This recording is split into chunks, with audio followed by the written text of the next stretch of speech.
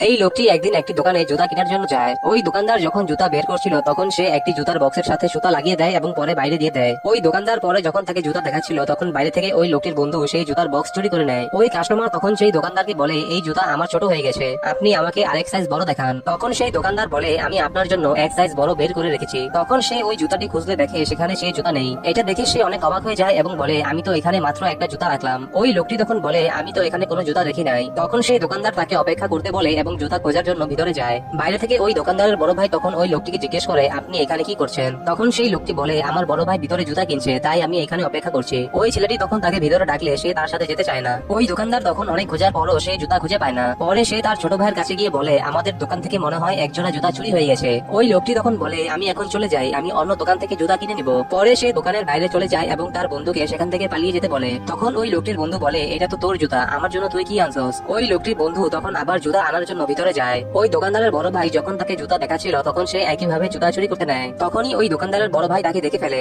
ওই লোকটি তখন সেই জুতাটা নিয়ে নেয় এবং তার বন্ধুকে রেখে সেখান থেকে পালিয়ে যায়। ওই দোকানদার এবং তার বড় ভাই মিলে তখন সেই লোকটিকে অনেক মারে।